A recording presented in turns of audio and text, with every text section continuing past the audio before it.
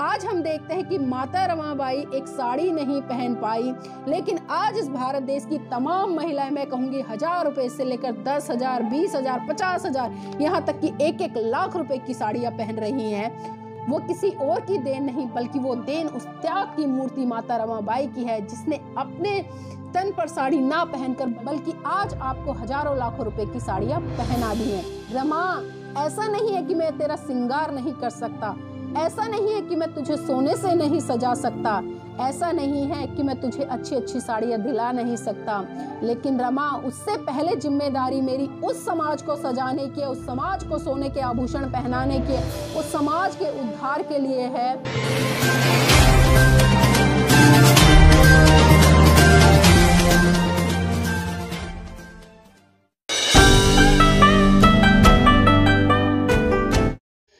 नमस्कार, आप देख रहे हैं एनबी न्यूज़ 24x7 नीलम बोध के साथ। और साथियों, आज एक ऐसी महान हस्ती का जन्मदिन है जिसको जितना याद किया जाए उतना कम है, क्योंकि उनके त्याग, बलिदान, समर्पण के कारण आज इस देश के तमाम लोग इतना अच्छा और संपन्न जीवन जी रहे हैं। तो उसके पीछे उस महान हस्ती का त्याग है, जिस महान हस्ती को हम त्याग की मूर्ति माता रमाबाई कहते हैं।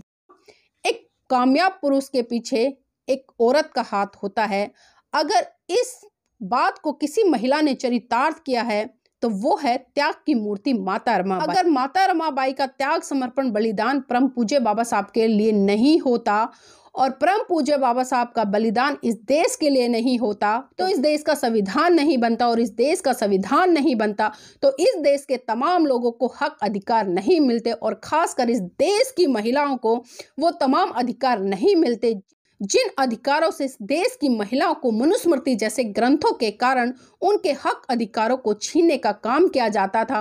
तो धन्य है परम पूज्य बाबा साहब, और धन्य है त्याग की मूर्ति रमाबाई, जिसके कारण, जिनके संघर्ष के कारण, जिनके त्याग के कारण इस देश की तमाम महिलाओं को उन रूढ़िवादी परंपराओं, उन रूढ़िवादी दक्यानुसी सोचों से, उन दक्यानुसी प्रथाओं से बाहर निकलने का मौका मिला। तो आज मैं समस्त देशवासियों की तरफ से माता रमाबाई को बहुत बहुत मंगल कामनाएं देती हूं, और उम्मीद करती हूं कि इस देश की तमाम महिलाओं को माता रमाबाई के जीवन के संघर्ष को पढ़ना चाहिए। 1898 में महाराष्ट्र में जन्म लेने वाली रमा ने बचपन में ही अपने माता पिता को खो दिया, और उसके बाद जो उनके 2 भाई और एक बहन थे, उनका पालन पोषण उनके मामा ने किया, और उन्हीं के मामा के द्वारा रमाबाई का विवाह डॉक्टर अंबेडकर से हुआ। मात्र 9 साल में माता रमाबाई का विवाह हो गया। साथियों, आप सोच सकते हैं कि मात्र 9 साल की उम्र में विवाह होना, क्योंकि उस समय बाल विवाह जैसी प्रथाएं बहुत ज़्यादा प्रचलन में थी। छोटी छोटी बच्चों के विवाह कर दिए जाते थे, छोटे छोटे बच्चों के भी विवाह कर दिए जाते थे, और बाबा साहब की भी उम्र कोई ज़्यादा नहीं थी। तो इसी से आप समझ सकते हैं कि उस समय जो बाल व्यवस्था थी वो कितनी चरम पर थी। लेकिन बात ये नहीं है, मैं बात किसी और दिशा में कर रही हूँ कि मात्र 9 साल की उम्र में विवाह के बाद में परम पूज्य बाबा साहब के घर पर माता रमाबाई का चले जाना। और साथियों, मात्र 9 साल की उम्र, अगर आज हम किसी भी बच्चे को देखें तो उसका जो मानसिक स्तर है 9 साल में कितना होता है, कितना वो चीज़ों को समझता है, कितना चीज़ों को समझकर उनको धारण करने का काम करता है। आपके घर परिवार में तमाम बच्चे होंगे, आपके आस पड़ोस में होंगे, आपकी रिश्तेदारियों में होंगे। आपने जब 8, 9 साल या 10 साल, 15 साल तक का बच्चा देखा होगा, उसकी मानसिक सोच को देखा होगा, उसके मानसिक स्तर को देखा होगा कि वो किस तरह से बातें करता है, किस तरह का व्यवहार करता है, किस तरह के माहौल में रहकर अपने आप को तैयार करता है।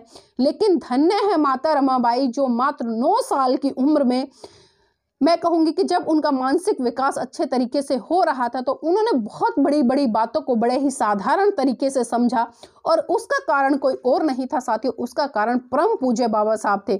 उस छोटी सी बच्ची ने ये समझ लिया कि 9 साल की उम्र में कि जो मेरे पति हैं, जो मेरे जीवन साथी हैं अंबेडकर, वो समाज के लिए संघर्ष कर रहे हैं, वो देश के लोगों के लिए संघर्ष कर रहे हैं, वो अपनी पढ़ाई पर इतना जोर दे रहे हैं और पढ़कर चाहते हैं कि इस देश के लोगों को एक नई दिशा देने का काम किया जाए। उस समय जो हालात बने हुए थे, उस समय परिस्थितियां थी, उस समय जो जात पात देश में फैला हुआ था, उस समय जो व्यवस्था पनप रही थी कि एक तालाब से जो कुत्ते बिल्लियां उनको पानी पीने तक की आज़ादी थी, लेकिन एक जीवित मनुष्य को पानी पीने की उसमें आज़ादी नहीं थी। और वो भी कौन सा मनुष्य, जिस मनुष्य को उन ब्राह्मणवादी अवस्था के लोगों ने शूद्र की श्रेणी में रखा था।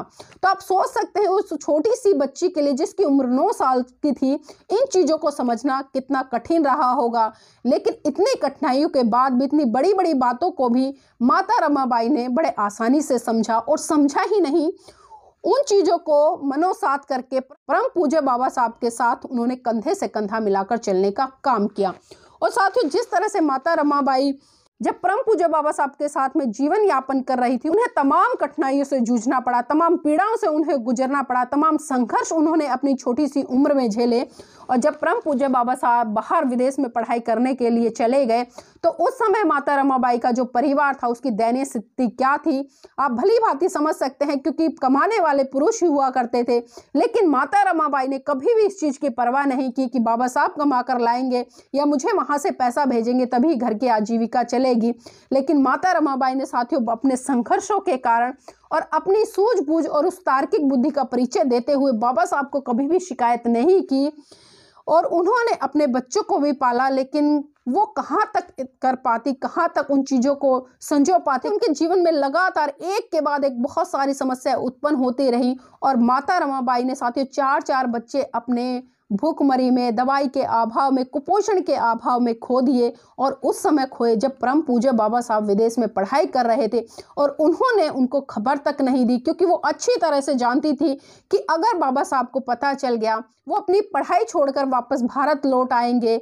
और माता रमाबाई कभी नहीं चाहती थी, माता रमाबाई कभी भी परम पूज्य बाबा साहब की बेड़ियां नहीं बनी, और ना ही कभी उन्होंने उनके पैर की बेड़ियां बनने का काम किया।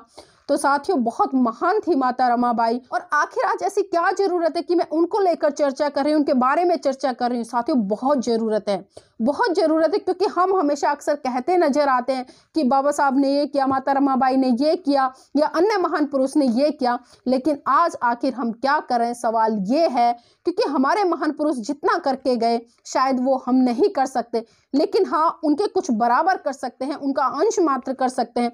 और उनके उस कारवा को हम आगे बढ़ाकर चलने के लिए भी तैयार हो सकते हैं, जिस महान कारवा को हमारे महान पुरुष हमें सौंप कर गए। और साथियों, तमाम ऐसी घटनाएं हैं माता रमाबाई के जीवन से जुड़ी हुई, जो दर्शाती है, जो हमें बताती है, जो हमारे जीवन के लिए सो प्रेरणा बनकर तैयार खड़ी हो जाती हैं कि माता रमाबाई अगर ये नहीं करती तो आज हम ये नहीं होते, माता रमाबाई अगर वो नहीं करती तो शायद हम वो नहीं होते। बहुत सारी ऐसी बातें हैं।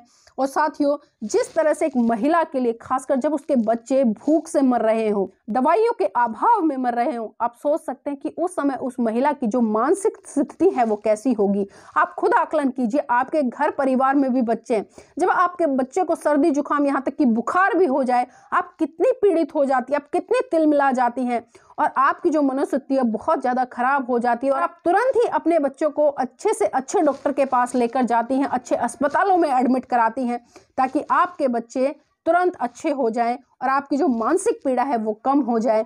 लेकिन सोचिए उस माता रमाबाई के त्याग को, जिसने ये परवाह भी नहीं की कि उसके बच्चे भूख से मरे, दवाइयों के अभाव में मरे, कुपोषण का शिकार हो रहे हैं। सिर्फ किस लिए? सिर्फ आपके उज्जवल भविष्य को देखते हुए उन्होंने अपने 4 बच्चों तक की कुर्बानी दे दी। और एक बार की मैं यहाँ पर एक घटना है आपको बताना चाहूंगी, क्योंकि त्याग की मूर्ति किस लिए कह रही हूँ, उन्होंने जो त्याग उन्होंने किया उसके पीछे कारण है, और जो कारण है उसी कारण से आज हम स्थापित हैं, या मैं आज आपके सामने उनकी चर्चा कर रही हूँ। तो साथियों, कारण है और बहुत बड़ा कारण है, क्योंकि बात उस समय के जब परम पूज्य बाबा साहब की PhD की डिग्री कंप्लीट हुई और वो भारत लौट रहे थे, और जब वो महाराष्ट्र में आए तो महाराष्ट्र के लोगों ने उनके लिए एक भव्य कार्यक्रम का आयोजन किया। लोगों में खुशी की लहर थी कि परम पूज्य बाबा साहब PhD की डिग्री लेकर वापस लौट रहे हैं, तो उनके सम्मान के लिए, उनके सत्कार के लिए एक भव्य कार्यक्रम का आयोजन किया जाए। और जब ये बात माता रमाबाई को पता चली तो माता रमाबाई की खुशी का ठिकाना नहीं रहा। उनकी भी इच्छा जगी कि वो परम पूज्य बाबा साहब का सत्कार देखें और उनके जो सम्मान समारोह है उसमें सम्मिलित हों। लेकिन विडंबना देखिए कि उन्होंने सपना तो संजोया, ये ख्वाहिश तो पाली, लेकिन उस कार्यक्रम में सम्मिलित होने के लिए उनके पास एक ऐसी साड़ी तक नहीं थी जिसको वो पहनकर परम पूज्य बाबा साहब के सत्कार में जा सकें। और जो साड़ियाँ थी वो साड़ी कहीं ना कहीं से फटी हुई थी, किसी में 2 छेद थे, किसी में 7-8 छेद थे। लेकिन उनको तभी याद आया कि जो कोल्हापुर के महाराज साहूजी महाराज, उन्होंने परम पूज्य बाबा साहब को एक बार एक पगड़ी भेंट की थी सम्मान के रूप में। वो पगड़ी माता रमाबाई ने ट्रंक में संभाल के रखी थी और माता रमाबाई ने उस पगड़ी को ट्रंक से निकाला और उस पगड़ी को साथियों अपनी जो फटी हुई साड़ी थी उसी के ऊपर लपेट लिया, ताकि वो फटी हुई साड़ी लोगों को दिखाई ना दे और जो बाबा साहब है उनको भी इन चीज़ों का सामना ना करना पड़े कि उनकी जीवन संगनी इस अवस्था में उनके सम्मान समारोह में पहुंची है। तो साथियों, उस पगड़ी को लपेटकर माता रमाबाई बाबा साहब के सम्मान समारोह में पहुंची। तो आप सोच सकते हैं, जब एक पति का सम्मान समारोह हो रहा है तो उसकी जीवन संगनी को कहाँ होना चाहिए, उसको मंच पर होना चाहिए। लेकिन मंच पर माता रमाबाई नहीं थी, उसको आगे की पंक्ति में होना चाहिए। वो आगे की पंक्ति में भी नहीं थी, उसको दूसरी पंक्ति में होना चाहिए। लेकिन माता रमाबाई दूसरी पंक्ति में भी नहीं थी। और इतना ही नहीं साथियों, माता रमाबाई दूसरी, तीसरी, चौथी, पांचवी पंक्ति में, यहाँ तक कि भीड़ के पीछे तक नजर नहीं आ रही थी। माता रमाबाई भीड़ के सबसे पीछे एक पेड़ था और उसी पेड़ के पीछे छुपकर माता रमाबाई परम पूज्य बाबा साहब का सत्कार देख रही थी। उनकी आंखें आंसुओं से नम थी। वो आंसू गम के नहीं बल्कि वो खुशी के आंसू थे, क्योंकि वो देख रही थी उनके जो जीवन साथी है उनका सत्कार हो रहा है, उनका सम्मान हो रहा है। और साथियों, परम पूज्य बाबा साहब भी भीड़ को संबोधित करते हुए भीड़ में चारों तरफ निगाहें दौड़ा रहे थे, लेकिन उन्हें माता रमाबाई, लेकिन अचानक उनकी नज़र उस पेड़ के पीछे खड़ी उस महिला पर पड़ी और वो समझ गए कि वो मेरी रामू ही है और जो पेड़ के पीछे छुपकर मेरा सत्कार देख रही है। और बाबा साहब ये भी जानते थे कि वो पेड़ के पीछे क्यों खड़ी है। बाबा साहब बहुत भावुक हुए, लेकिन बाबा साहब ने ऐसे तैसे अपने आप को संभाला और सभा खत्म होने के बाद सीधा बाबा साहब भीड़ को चीरते हुए माता रमाबाई के पास पहुंचे और उनका हाथ पकड़कर बोले कि रमा, ऐसा नहीं है कि मैं तेरा श्रृंगार नहीं कर सकता, ऐसा नहीं है कि मैं तुझे सोने से नहीं सजा सकता, ऐसा नहीं है कि मैं तुझे अच्छी अच्छी साड़ियाँ दिला नहीं सकता, लेकिन रमा, उससे पहले जिम्मेदारी मेरी उस समाज को सजाने की है, उस समाज को सोने के आभूषण पहनाने की है, उस समाज के उद्धार के लिए है जो समाज आज इस देश में तमाम कुरीतियों से, तमाम अत्याचार शोषणों से दबा पड़ा है। जो ब्राह्मणवादी व्यवस्था के लोग हैं, जिस तरह से उन्होंने व्यवस्था बनाकर इस देश के तमाम लोगों पर शासन कर रखा है, उन देश के लोगों को गुलाम बना रखा है, उनको मुक्त कराने की है। और माता रमाबाई की आंखों में आंसू झलक गए और माता रमाबाई ने भी आश्वासन देते हुआ कि बाबा साहब, मेरी कोई शिकायत नहीं है और मैं आपके साथ हूँ, इस काम में आप आगे बढ़िए और लगातार काम करते रहिए। तो इन्हीं बातों से साथियों आप समझ सकते हैं कि माता रमाबाई का जो त्याग था वो कितना था और क्यों उन्हें त्याग की मूर्ति कहा गया। आज हम देखते हैं कि माता रमाबाई एक साड़ी नहीं पहन पाई, लेकिन आज इस भारत देश की तमाम महिलाएं, मैं कहूँगी 1000 रुपये से लेकर 10,000, 20,000, 50,000, यहाँ तक कि 1-1 लाख रुपए की साड़ियाँ पहन रही हैं। वो किसी और की देन नहीं, बल्कि वो देन उस त्याग की मूर्ति माता रमाबाई की है, जिसने अपने तन पर साड़ी ना पहन बल्कि आज आपको हजारों लाखों रुपए की साड़ियाँ पहना दी। तो ऐसी महान त्याग की मूर्ति को याद करना आज बहुत जरूरी हो जाता। और इसी बात को आगे बढ़ाते हुए एक चर्चा और करना चाहूंगी उनके जीवन की सच्ची घटना से। साथियों, बात उस समय की है जब परम पूज्य बाबा साहब बंबई हाई कोर्ट में प्रैक्टिस कर रहे थे। उनके पास अचानक खबर पहुंची कि बाबा साहेब, आपका बेटा राजरतन बहुत बुरी तरह से बीमार है और अपने जीवन की अंतिम सांसें ले रहा है। ये बात सुनकर परम पूज्य बाबा साहब घर दौड़े आए और जैसे ही परम पूज्य बाबा साहब ने अपने बेटे राजरतन को गोद में उठाया, राजरतन ने बाबा साहब की गोद में ही दम तोड़ दिया।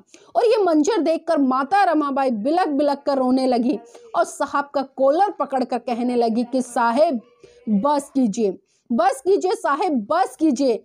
आपकी समाज सेवा के भूत ने एक एक करके मेरा पूरा परिवार उजाड़ दिया, साहेब बस कीजिए। तो बाबा साहब फिर कहते हैं कि रमा चुप हो जा, रमा चुप हो जा, तू तो रो भी सकती है, लेकिन मेरी तो आंखों के आंसू ही सूख चुके हैं, क्योंकि प्रतिदिन मैं अपने समाज के हजारों बच्चों को मरते हुए देखता हूँ। रमा चुप हो जा। तो माता रमाबाई फिर कहती है कि साहेब मैं आज फिर चुप हो जाऊंगी, लेकिन आप मुझे एक बात बता दीजिए कि जब जब आप अपने बेटे राजरतन को गोद में खिलाया करते थे तो बड़े हर्षोल्लास के साथ कहा करते थे कि रमा मेरा बेटा राज रतन बड़ा होकर एक दिन इस देश पर राज करेगा। और बाबा साहेब, मैंने अपने 4 बच्चों की मौत उस समय देखी है जब आप विदेश में पढ़ाई कर रहे थे। तो आप मुझे ये बता दीजिए कि मैं कैसे चुप हो जाऊं, मैं कैसे ढांढस बंधा लूं।